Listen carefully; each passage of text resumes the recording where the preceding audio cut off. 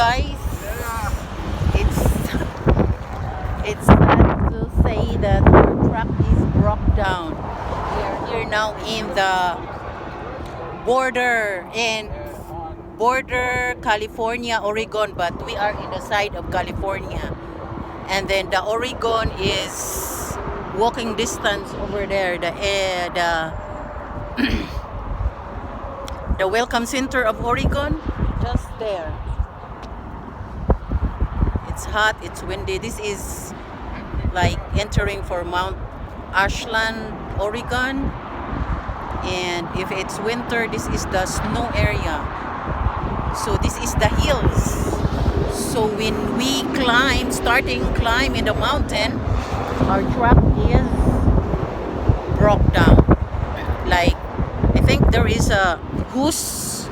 The hose is naputol yung hose, guys. So naputol yung hose. And sumabog yung parang coolant ba, yung lalagyan ng mga lalagyan mo ng sa atin pa water, but it's a coolant, like color water or whatnot. So that one. So I think we need tubig na gasa. Like our truck is Volvo. So finally he's arrived. So if we're gonna check what's the problem underneath, I don't know.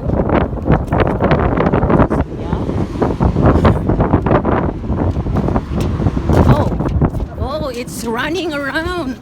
Oi, wait. Okay. I do vlog for our truck broke down again. So this is the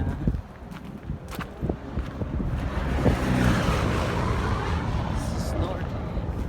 It's windy, which is nice to keep you cool. This is a two-wing. I don't know if he gonna tow our truck, but it's a small tow our truck with trailer. It's heavy, so he gonna check first what's going on, and if di pwede talaga na ma-fix, so need to be towed.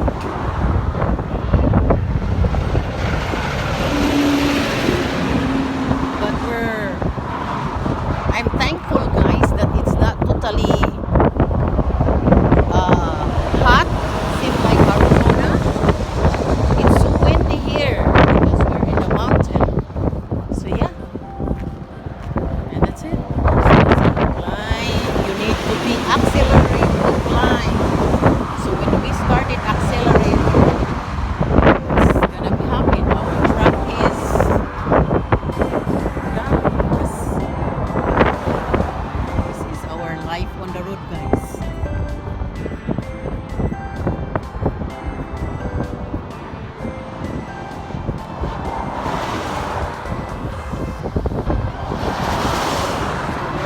All the trucks.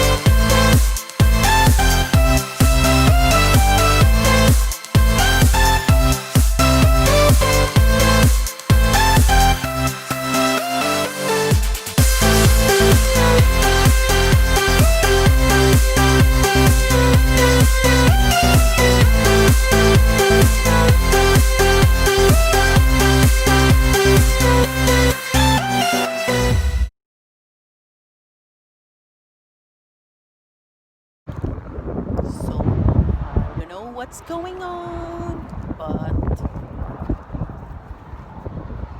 video lang, guys. Walang magawa talaga. Wala akong magawa. Ano lang, gibatig kaanyag. Gibati og kaanya guys. Gibati og kaanya. Ito lang, video-video. Oh my God, ang hirap. Sana ngayon magdi-deliver na kami. Pero yun, look. But our load is until tomorrow is the delivery. So, I hope it's gonna be okay.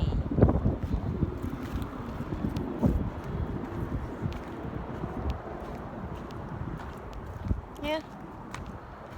Minsan mahirap yung mag-trucking, minsan hindi, depende kung yung truck mo ay okay palagi, so tuloy-tuloy lang. But if yung truck mo na palaging nagkaganito, tas ang mahal-mahal pa ng mga pangpaayos. Yeah, me, I want to become a truck driver, but gusto ko yung truck na palaging okay para walang problema.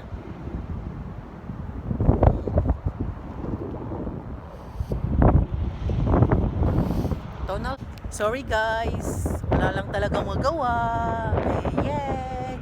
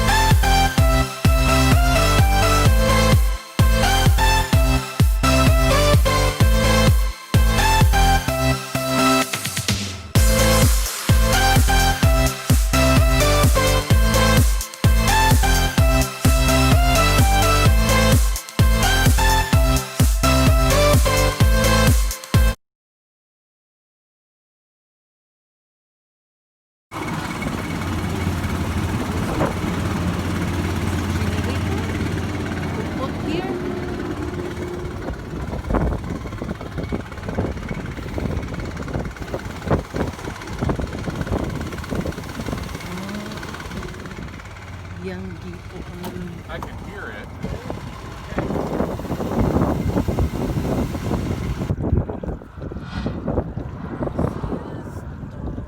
And that's a good funnel because the funnels I've used before get stuck in that top area.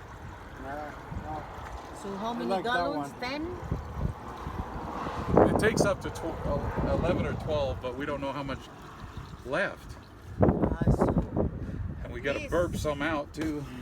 at least 12 gallons. Okay. Up to 12. Yeah. 1899. It's the How much? 1899. Yeah. Thank you. So it's done, the hose? The one hose is. He actually did. There's two that are the same size right next to each other. He did both of them because the other one was weak too. The hose is caused by the coolant.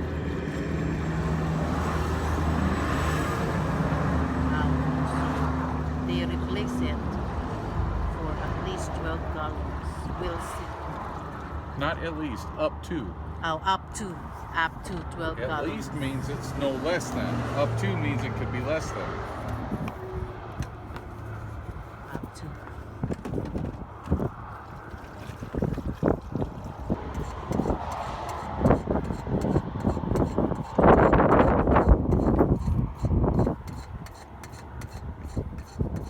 What's that?